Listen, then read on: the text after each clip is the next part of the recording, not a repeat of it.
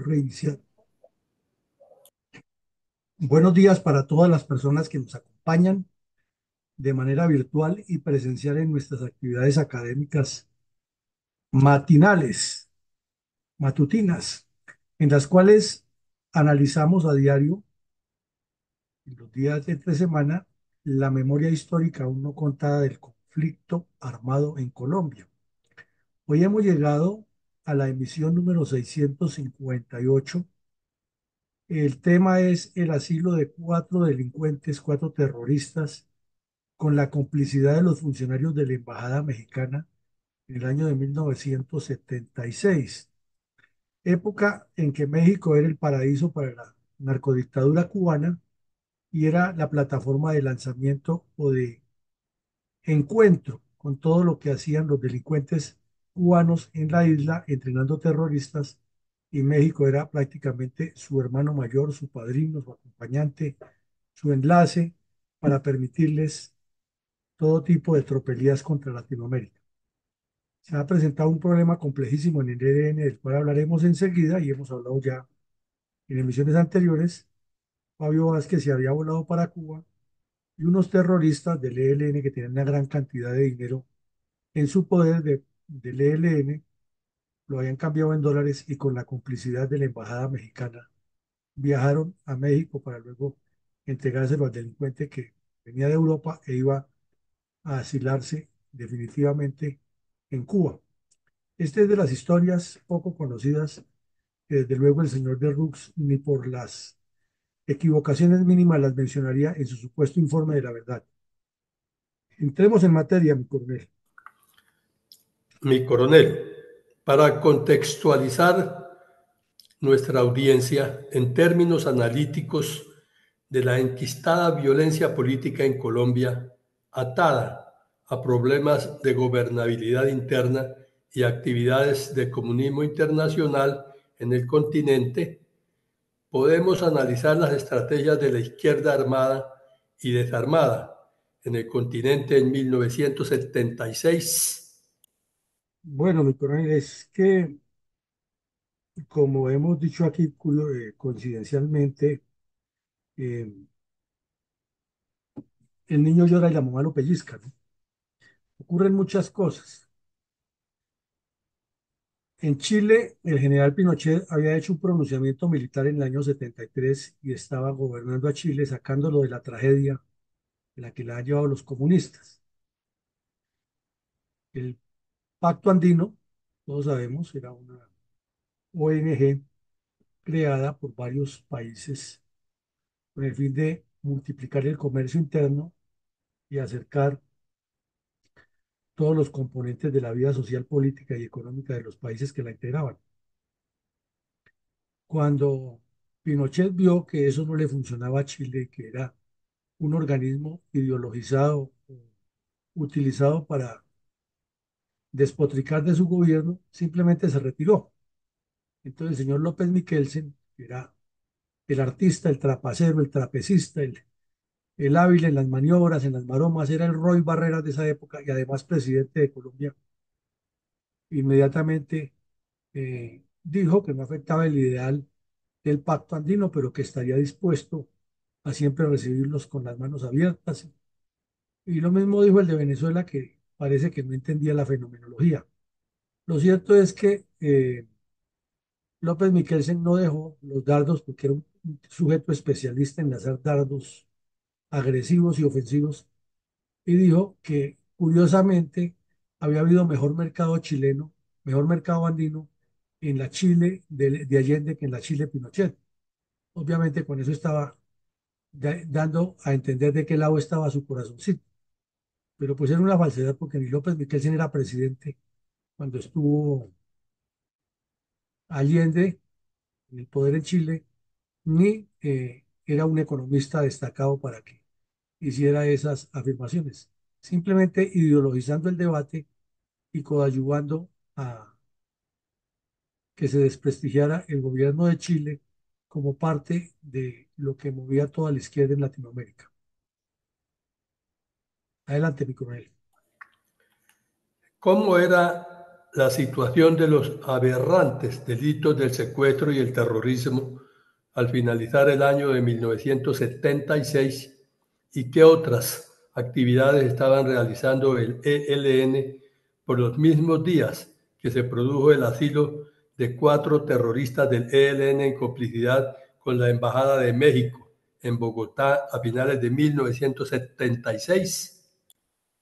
Pues mi coronel, qué bueno que usted hace una pregunta para iniciar el conversatorio de hoy, porque aquí encontramos algo que es colateral con esos hechos, y es la podredumbre que siempre ha existido en el Congreso de la República, a pesar de que el país esté padeciendo esas tragedias como las que usted menciona, del secuestro, la extorsión, etcétera. Pues ya veremos enseguida que el secuestro estaba disparado, pero pongamos aquí en primer plano. Había una joven pereirana, era muy joven en ese tiempo, que ya era representante a la Cámara por el departamento de Pereira, de Risaralda.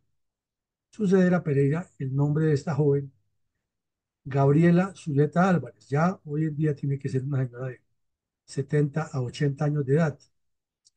Pero en esa época era una joven congresista por el departamento de Risaralda. Y se manejaban en ese momento lo que llamaban los auxilios parlamentarios.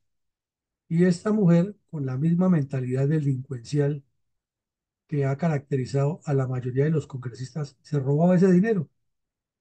Entonces, el DAS la capturó.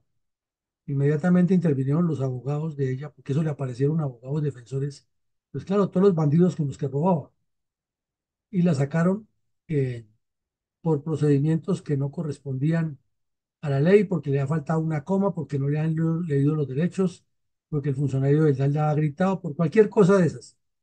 Y comenzó la trama y se escondió y se desapareció. Y nunca volvió a saberse de la señorita Zuleta que se robó una millonada de los recursos de los colombianos. Entonces, cuando nos hablan de los orígenes del conflicto y de que la derecha es la salvadora del país, la supuesta derecha, ¿no? Podríamos traerles a colación todo esto a la cara, porque es que esos zampones de cuello blanco son los responsables de que el país esté como está. Ahora, usted me pregunta que cuáles eran las actividades que estaba metido el ELN, y en esa semana anterior a la fuga de los 4 bandidos con la complicidad de la Embajada Americana, ocurrieron varias cosas impresionantes. Una es que en la región de Gundiles, muy cerca de lo que es la zona de la Motilonia, la serranía de los Motilones en el departamento de Norte de Santander, en el área rural del municipio de Convención, el ELN masacró al inspector de policía y a un funcionario de Invías que estaban en esa zona. Y los masacraron porque los señalaban de ser informantes de las fuerzas militares en ese momento que los perseguían. Y les dejaron los mensajes ahí, papelito de que ha sido el ELN y que, ojo, los demás hacían lo mismo porque los asesinaban y ellos estaban imponiendo ya la ley y el orden. Quien estaba abriendo esa cuadrilla del ELN por esa zona era quien llegó a ser el jefe después, durante varios años, del grupo terrorista. Y nos referimos al sacerdote terrorista español Manuel Pérez Martínez, quien hablaba de la teología de la liberación y del Cristo Salvador y Transformador. Y el Cristo Salvador y Transformador de este ampón era asesinar campesinos. En esos mismos días, en el Departamento Administrativo de Seguridad de Medellín, el ELN colocó una bomba frente a las instalaciones del DAS. Y la Armada Nacional capturó en Cartagena a 3 religiosos, entre ellos uno ya ex sacerdote expulsado por su militancia en el ELN. A los otros 2 les allanó las iglesias en Boca Chica y Pasacaballos, Santa Ana y Leticia. Todas esas capillas, todas esas sedes fueron allanadas por la Armada Nacional, y en ellas se encontró abundante cantidad de armas, propaganda, planes terroristas. Ahí están las fotos. y una monja austriaca que había venido al mismo tiempo que las monjas norteamericanas que pertenecían a la congregación de Marymount y que también hacían lo mismo, estaba implicada en muchas actividades terroristas en Colombia. Entonces, como vemos, el ELN estaba muy activo, la delincuencia de cuello blanco robando a dos manos y el país, como siempre, a la deriva, mientras el presidente, en lugar de estar gobernando y desarrollando a Colombia, dedicado a echarle pullas al general Pinochet y al régimen de Chile, en lugar de resolver los problemas que teníamos en el país. ¿Y qué actividades criminales realizaban entre tanto los terroristas del M-19? Pues mi coronel, además de que por esos días se disparó nuevamente el secuestro en varias ciudades, entre ellas Bogotá y Medellín. Ahí apareció un médico muy famoso de Medellín que estuvo secuestrado 20 días hasta que paga la familia la extorsión y el señor salió a vociferar en contra de las fuerzas militares, no en contra de los bandidos que lo habían secuestrado, sino en contra de las fuerzas militares. Y en Bogotá hubo varios secuestros, uno muy connotado en ese momento de un muchacho de una familia de cierta capacidad económica que andaba en un carro descapotado por ahí cerca al Parque Nacional y a plena luz del día lo interceptaron y se lo llevaron en otro vehículo y el carro quedó abandonado ahí frente a la carrera séptima en el Parque Nacional, o frente al Parque Nacional en la carrera séptima. Ese mismo día, en Cali, el M-19 hizo un ingreso por la fuerza y dejó las paredes pintadas en la sede de la compañía Thomas de la Rue y se robó una gran cantidad de armas, se robó dinero, se robaron unos documentos, maltrataron a los vigilantes y a quienes estaban allí y dejaron el mensaje que volverían por más y que las otras compañías de seguridad, donde hubiera armas, ellos iban por esas porque las necesitaban para el pueblo. Mm, También le enviaron mensajes al gobierno López que sus argumentos de la paz que tenía mientras hubiera hambre eran un canto a la bandera, que el M-19 estaba luchando por el pueblo y para el pueblo y que la idea era armar a una comunidad grandísima para que se tomara el poder, ya que la corrupta dirigencia política no ha sido capaz de gobernar a Colombia y ellos tenían el poder del pueblo con las armas. E hicieron muy público ese mensaje o ese eslogan terrorista que tenía que decir que con las armas y con el pueblo al poder. Adelante, mi coronel. Mi coronel, ¿por qué algunos dirigentes políticos mexicanos pusieron objeciones a la decisión de su gobierno de asilar a 4 terroristas del ELN en su país? Es que los politiqueros son descompuestos aquí, allá y acullá.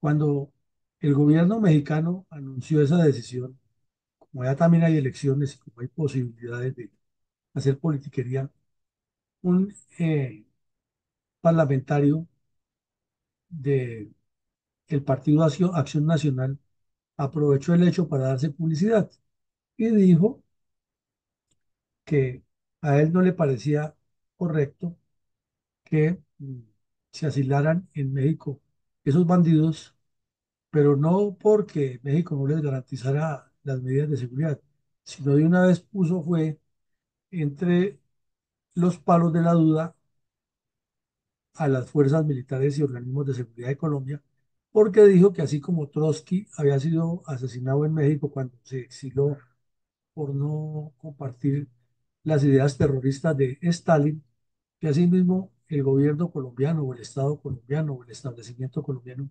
podría enviar gente a que asesinara a esos luchadores populares.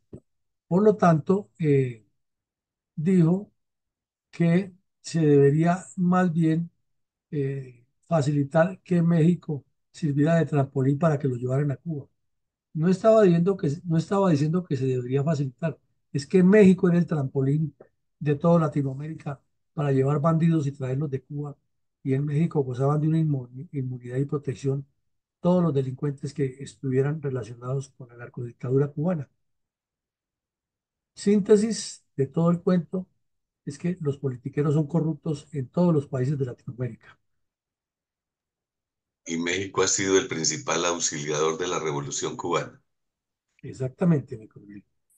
Mi coronel, ¿por qué algunos dirigentes, podemos ver fotografías del momento en que se materializa el asilo de 4 terroristas del ELN en complicidad con la Embajada de México en Bogotá a finales del 76? Eh, Ahí vemos, mi coronel, en el aeropuerto El Dorado, a mano derecha, al lado derecho de la pantalla, la foto del espectáculo circense que montaron.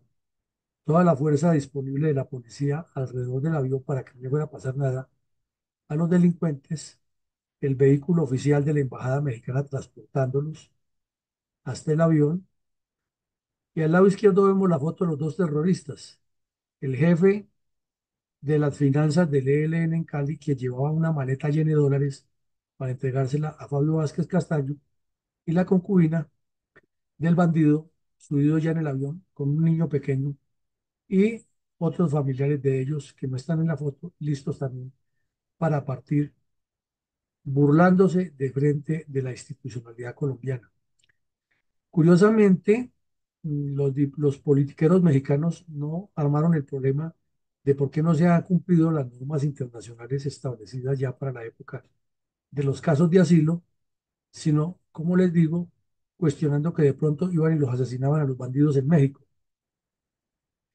Pero no decía que la embajada mexicana le ha concedido asilo a unos terroristas que por ninguna razón se podría dar ese asilo, ya que no eran perseguidos políticos, sino que eran terroristas confesos que tenían archivos en inteligencia de participar en varias acciones criminales que además ellos habían contado en la embajada mexicana estar relacionados con el ELN, y que la inteligencia militar tenía la información exacta de que lo que llevaban eran unas bolsas de dinero en dólares para entregársela a Fabio Vázquez, que se iba a vivir a Cuerpo de Rey a Cuba.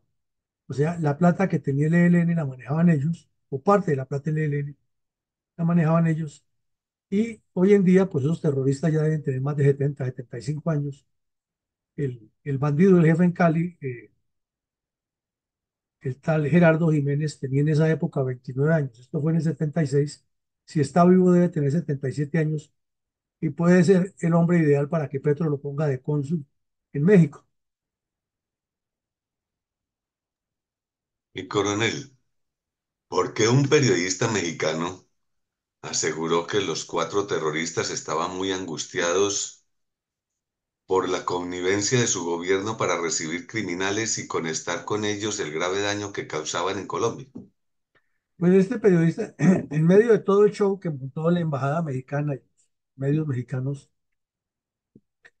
este periodista venía de cubrir una actividad internacional en Buenos Aires e hizo escala en Bogotá en el vuelo de Aeroméxico y pues estaba en el mismo avión. Y él estuvo muy cerca de los bandidos, pero los diplomáticos mexicanos que los transportaban, que los acompañaban, no permitieron que el periodista le hiciera una entrevista, ni otros periodistas que venían ahí en el avión desde Argentina iban para México. Sin embargo, él sí escribió cuando llegó a México por medio de la agencia Associated Press que estos delincuentes reflejaban mucha ansiedad, mucha angustia y que de alguna manera habían exteriorizado que ellos se consideraban ya blanco de muerte por el ELN que los había acusado de traición. Lo que no contaban en ese momento que después lo destapó Rigoberto y que la inteligencia militar tenía la información exacta, es que ahí en las maletas llevaban la cantidad de dólares que le han robado al ELN y se los iban a entregar a Fabio Vázquez, y por esa razón es que el ELN los iba a matar, no porque estuvieran en discrepancias internas ideológicas, era por bandidos, o sea, bandidos robando a bandidos. Y ahí el periodista describe más o menos quiénes eran, da los nombres precisos cuenta que uno de los terroristas tenía 29 años, como el que vimos en la foto, el otro tenía 37. El de los 29 era el jefe de finanzas y de reclutamiento en Cali, y la señora, la que aparece ahí muy elegantemente vestida, con un bebé, era la coordinadora de todas las actividades criminales del ELN en Cali. Y el otro terrorista que iba en el avión tenía 37 años y había participado en varios atentados criminales contra la fuerza pública. Había sido condenado por un consejo de guerra militar en Bogotá, pero los abogados Eduardo Maña Luna y Pardo Leal lo han sacado libre tan pronto la- los expedientes hayan pasado a la justicia ordinaria. Y la concubina de ese sujeto, Rosal Venado, era otra de las fundadoras del ELN y había estado en las cuadrillas de Fabio Vázquez Castaño y ahora hacía parte de las redes urbanas. Y llevaban también dos niños que ya en el momento deben tener más de 55 años de edad. Probablemente, si siguieron la línea de los papás, deben ser de los difusores internacionales de la política del ELN. Entonces, esto es una historia larga en la que se demuestra que el ELN desde sus inicios siempre tuvo el foco en reclutar familias y mantener familias integradas a las redes urbanas, algo que tampoco nos cuenta el señor de Rux en su supuesta verdad del conflicto.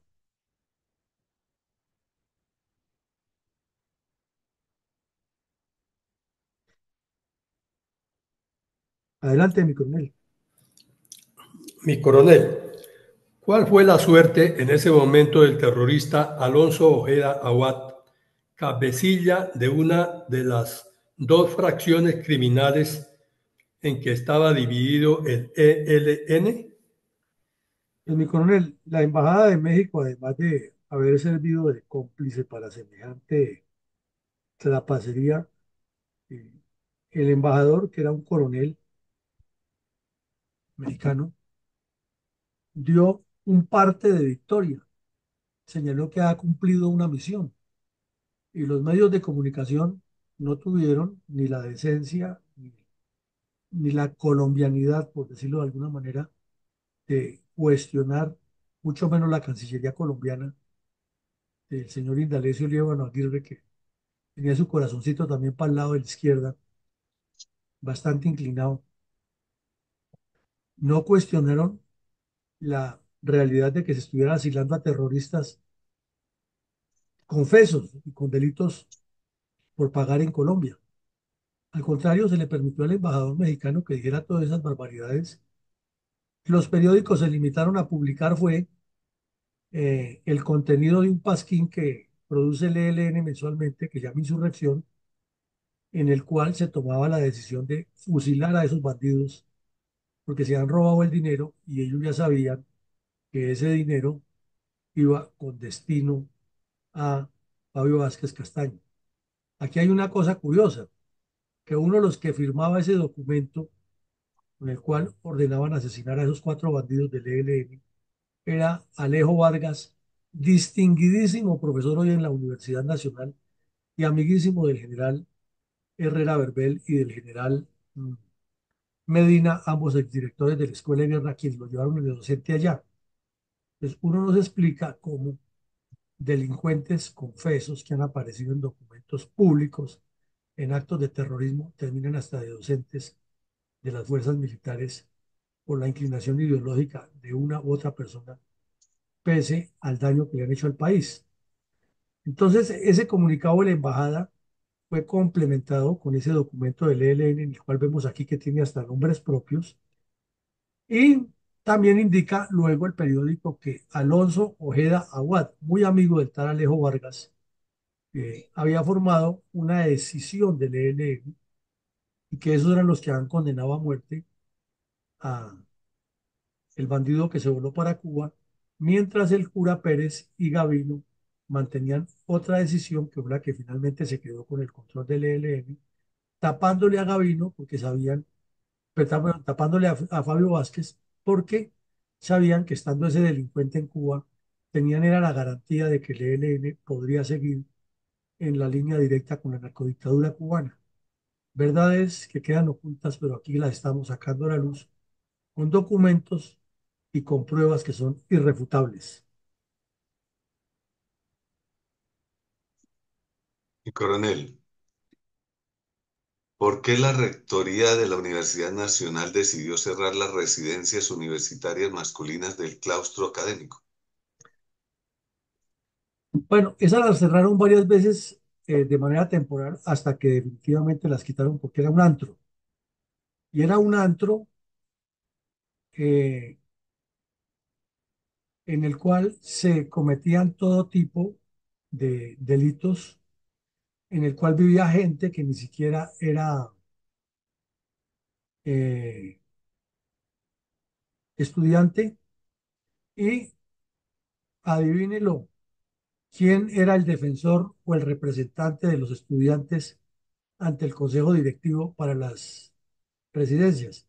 Pues nada menos que el doctor Eduardo Umaña Luna, el abogado que en todos los consejos de guerra aparecía como defensor de los bandidos y no cumplía con sus funciones de profesor en la Universidad Nacional porque estaba más dedicado a atender los consejos de guerra de los delincuentes y sin embargo ganaba sueldo del Estado y nadie le decía nada. Allí en estas residencias de la época pagaban 400 pesos por una habitación individual, 300 pesos por cabeza en una habitación colectiva o un pequeño apartamento para parejas de jóvenes que ya fueran casados o convivieran por 600 pesos semestralmente. Entonces era una gabela, realmente era una ganga que tenían los estudiantes, además que tenían unos descuentos especiales en la cafetería y otras gabelas, pero infortunadamente eh,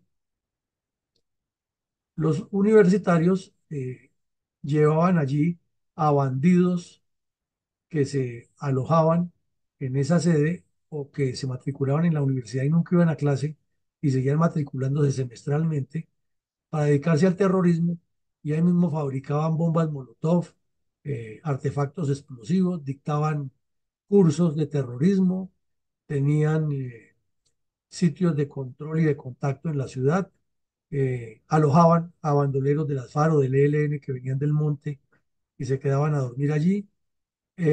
Era imposible que la fuerza pública entrara allá porque decían que la Universidad Nacional era territorio libre de América. Eso era un antro de delitos y lo cerraban cada vez que había grandes manifestaciones porque desde ahí salían a cometer los delitos y luego se escondían y nadie podía tocarlos. Eh, Cuando la directiva del rector de la universidad tomó esa decisión de cerrarlo esa vez, eso le aparecieron defensores de oficio por todos lados y hasta los medios de comunicación aduciendo que allí los pobres estudiantes, ¿cómo iban a hacer? Pues que se fueran a vivir a una pensión al centro o que actuaran como debe, como corresponde, denunciando a los bandidos. Y no hubo poder humano, la cerraron, pero pronto la volvieron a abrir y eso se prolongó hasta que definitivamente llegó el momento en que se acabó con esa vagabundería ya, que era un epicentro de delincuencia y terrorismo.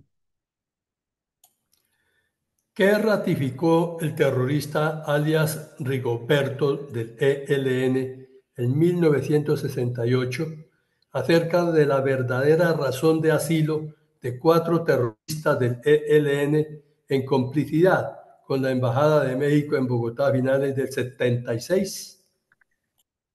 Vimos el viernes pasado aquí en el episodio anterior que las declaraciones de este bandido fueron reveladoras, porque además de la carga ideológica y emocional que le metió de que el ELN ha tenido una época brillante, que Anoribe ha sido un fracaso y que ahora estaban en la etapa de replanteamiento, lo cual no era nuevo porque la inteligencia militar lo tenía al día y porque la cantidad de golpes que le han dado al ELN así lo confirmaban, agregó algo importante, y era que las petroleras de Arauca de una u otra manera habían refinanciado al ELN y corroboró que sí era cierto que Alonso Ojeda, Medardo Correa Arboleda, Pedro Rodríguez y Germán Sarmiento alias Iván habían tomado la decisión de fusilar a los cuatro bandidos que viajaron a México porque se han robado un dinero en la organización para llevárselo a Fabio Vázquez Castaño y obviamente para vivir ellos bien. También agregó que había problemas internos en las áreas y que el ELN estaba, sí, exactamente como lo tenía la inteligencia militar determinado, en una etapa de replanteamiento que era dirigida por el cura Pérez con el fin de sacar del camino a Ojeda Watt y los demás bandidos y quedarse con el control como efectivamente lo lograron y que la mancuerda del cura Pérez era Gavino. También dijo que el ELN se ha equivocado desde el comienzo, que si hubieran puesto de ideólogo a Manuel Vázquez Castaño, que era el único de los hermanos Vázquez Castaño que tenía nivel académico, la orientación de la guerrilla hubiera sido otra, porque Fabio Vázquez había sido un asesino completo, algo que el ELN trata de tapar y diciendo que era que tenía unas distorsiones conductuales, pero en realidad era un asesino, un sicario, un enfermo mental, un psicópata que asesinaba por asesinar. Entonces estas revelaciones de este bandido fueron muy importantes porque le explicaron al país la situación real en que estaba el ELN y le aclararon que no estaba acabado, como le ha dicho el señor Pastrana, y que lo más seguro es que gracias al,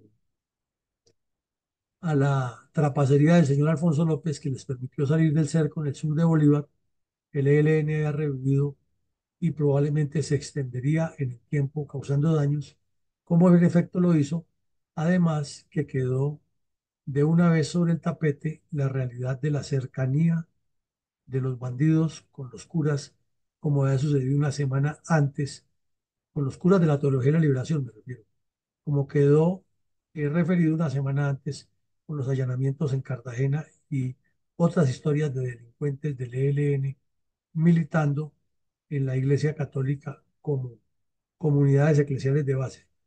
Algo que tampoco cuenta el señor de Rux en su informe. Eso ni por equivocación. Y desafortunadamente hay que reconocerlo, toda esta historia no se ha reconstruido en los claustros militares y la mayoría de miembros de las instituciones no conocen toda esta historia ni saben por dónde va el trasiego y por eso llegan a veces ciegos a la zona de operaciones sin conocer todos estos antecedentes que les darían muchas más luces para elaborar los mapas estructurales de la organización del ELN. Tomando como referencias analíticas los hechos acabados de analizar en relación con el asilo de los 4 terroristas del ELN, visto ya en el episodio, en complicidad con la Embajada de México en Bogotá a finales de 1976, ¿qué posibilidades da usted, mi coronel Villamarín, a que la paz total de Gustavo Petro llegue a buen puerto y favorezca los intereses estratégicos de Colombia? Mi coronel, es muy complejo, muy difícil, es casi imposible pensar que el señor Petro va a lograr la paz total porque eh, los antecedentes y la forma como se ha manejado la dinámica de este conflicto y la estructura política, financiera, de relaciones internacionales, de contactos, de negocios oscuros que tiene el ELN, es toda una red, una telaraña, una maraña de oscuridades que no queda tan sencillo de desbaratar con el cuento de que sentémonos a hablar de paz, cuando se sabe que son bandidos tramposos y que desde su inicio han actuado de esa manera siniestra. Hoy el ELN dice tener una unidad y está dispuesto a la paz si les entregan todo lo que ellos piden, pero internamente el grupo, por problemas de narcotráfico, por problemas de control de la minería ilegal, por abuso de mando de estos cabecillas que son unos criminales de siete suelas y por ambiciones particulares de las regiones, tienen sus divergencias. Los une la teología de la liberación y la disciplina del terror interno, que siempre ha funcionado en todos los grupos criminales. Pero no es sino que se produzca una primera desmovilización de bandidos, así sea teórica como la de Alfar, e inmediatamente pelan el cobre los que tenían resentimientos y por ese lado no funcionaría. Pero por el otro, viendo que es claro que la narcodictadura cubana, el M-19 y los demás grupos terroristas que actuaban en ese momento siguen tan vigentes hoy en la política, causando daños y desarrollando lo mismo que planteaban en ese momento, pues es simplemente una utopía pensar de que va a haber una paz total y que van a cambiar de mentalidad. Y desde luego que el tiempo ya se le está agotando al señor Petro y su palabrería insulsa y sus promesas baratas y su comportamiento cada vez más agresivo e irrespetuoso ayudan muy poco y los bandidos del ELN saben que él está desesperado por un premio Nobel de Paz para una constituyente que lo eternice y le están dilatando las cosas y por eso no han podido concretar nada. Pero de remate, tampoco hay posibilidad de una negociación cuando están negociando los mismos Teoti y Patiño y Vera Graves son terroristas desmovilizados del M-19 que piensan exactamente lo mismo que el ELN y que al estar representando la institucionalidad no pueden tan de buenas a primera entregarle el país. Y tienen también una psicosis, una lucha mental entre ellos, que el ELN siempre los calificó de traidores por haber abandonado la lucha armada y no les va a copiar tan fácil, ni se va a dejar imponer, como dice el ELN, que ellos sí son una organización revolucionaria seria, que no traiciona el pueblo, no se van a dejar imponer nada de lo que llaman traidores, sino que se hace lo que ellos dicen o no se hace nada. Total que por donde lo miremos, no hay ninguna posibilidad de que Colombia obtenga una mínima paz siquiera con este grupo criminal. ¿Cómo no? Así es, mi coronel. Habrán disidencias igualitas a la par en caso de que supuestamente se llegara a un acuerdo. Escuchemos reverentemente un minuto de silencio en homenaje a la memoria de todas las personas asesinadas por diferentes cuadrillas de bandoleros contra los colombianos a lo largo de más de 6 décadas de barbarie.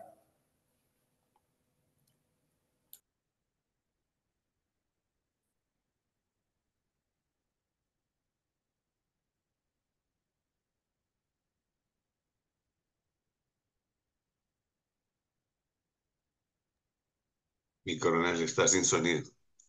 Ah, espera un momento. Ya lo miramos aquí, que es que esto se nos,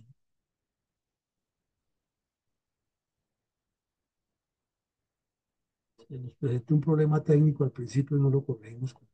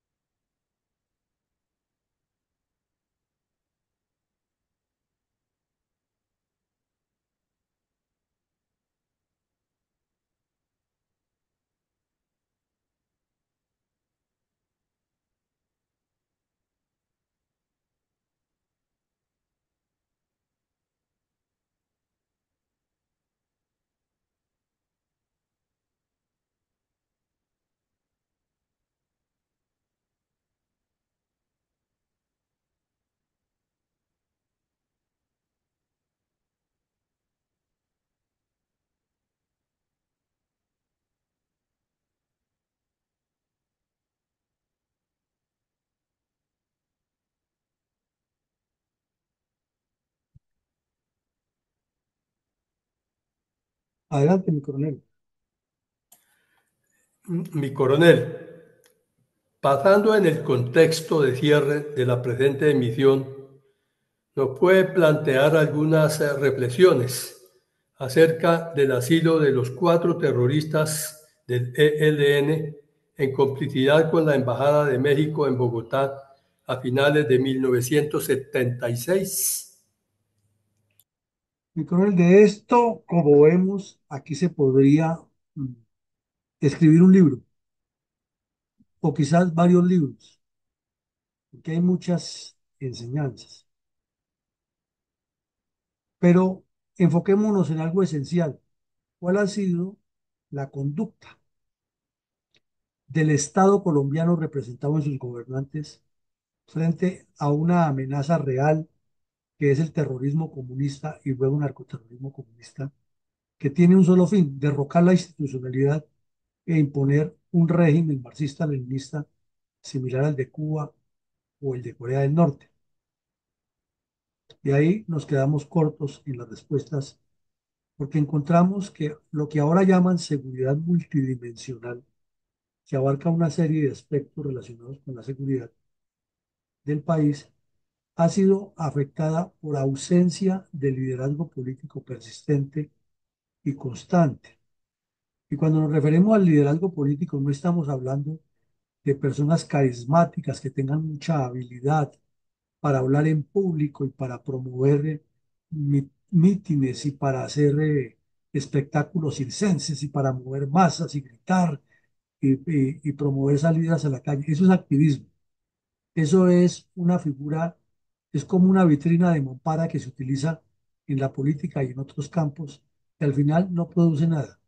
Al liderazgo político que nos referimos es al del estratega, al del hombre que tiene en la cabeza el mapa de las realidades y que entiende dónde están los puntos neurálgicos de cada situación y los bloquea, los ataca, los soluciona con respuestas inteligentes y adecuadas que además le cierra las válvulas al adversario para que no actúe.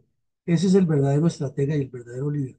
Lo demás es puro bluff, es gritos, es eslóganes, es actitudes histriónicas en público y eso es lo que desafortunadamente hemos tenido.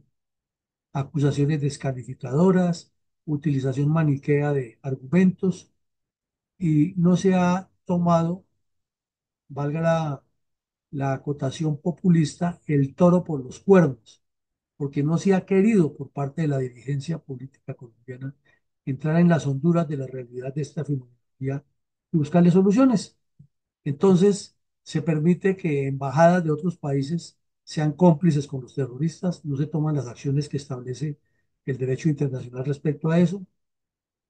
Se permite que gobiernos como el de Rafael Correa, Hugo Chávez, Evo Morales, Rafael, Ortega, Daniel Ortega, etcétera, Pepe Mujica, el obispo Lugo del Paraguay, sean cómplices de los terroristas, los asilen. Lula da Silva tenía 5 ministros hablando directamente con las FARC y Uribe lo que hizo fue entregarle los documentos para decirle que lo investigara, entregándole el queso al gato para que lo cuidara y no lo robara el ratón. Eh, entonces lo que ha faltado es política de Estado, liderazgo de Estado. Pero el líder, repetimos, no es el que habla eh, con histrionismo, sino es la persona que entiende los fenómenos y hace que los cambios sucedan proactivamente para su nación, para su Estado. Y de eso no hemos tenido y no aparecen en el horizonte cada vez que nos hablan de salvadores. Y si vienen esos salvadores que están en campaña ahora, pues no va a pasar absolutamente nada, porque el ELN ya les conoce el ADN y los puede seguir burlando. El día que aparezca alguien que tenga la claridad de eso, se les pare en la raya, el ELN se verá obligado a irse a negociar porque no tiene válvulas de escape y se le cierran todos los caminos eh, por los cuales puede tener vericuetos para burlarse de los colombianos. O sea, alguien que entienda lo que pasó en Cuba con las FARC, lo que ha pasado con el ELN en la historia, y se pare en la raya y diga, ustedes hacen esto y esto y esto porque buscan esto, de aquí no nos movemos y las acciones son estas y estas. O lo hacen o los combatimos con todo el poder del Estado y se acaba la vagabundería. Adelante, mi coronel. Gracias, mi coronel. El comentario de mi coronel Eugenio Alarcón. Echa la ley, echa la trampa. Qué casualidad. Este viejo refrán que bien ha sido aplicado en casi todas las civilizaciones hasta llegar al punto de tener que optar por penas que se pagan con la vida o pena de muerte, dado que no queda ningún otro camino correctivo. Pues bien, Colombia no es la excepción, y el Partido Comunista lo sabe muy bien, pues dentro de su plan estratégico tiene y sostiene antes y camuflados hoy y a la luz pública descarada una serie de abogados corruptos que saben, conocen o si no la buscan, las miles de formas de burlar la ley y hasta por una coma y todo frente a nuestras narices. Más hoy, cuando cuando tienen fiscal de bolsillo, como lo dicen algunos titulares y cuentas de la internet. Esta burla de la justicia y de allí a la misma institucionalidad es la que permite que los delincuentes, guerrilleros y bandoleros y terroristas sean condenados y vayan a la cárcel tranquilos, porque tienen la seguridad de saber que prontamente estarán por fuera. A eso debemos agregarle los montajes que estos venden historias, por lo general contradictorias, como la de los tratamientos médicos, como el del electo presidente en Cuba, o el de Vázquez Castaño, e incluso el de Tiro Fijo, y por qué no agregar la atención médica de Chávez. Todo sumado a la expedición de pasaportes o salvoconductos, mientras el resto del pueblo les ponen un sinnúmero de obstáculos. Y siempre esconden y traman algo.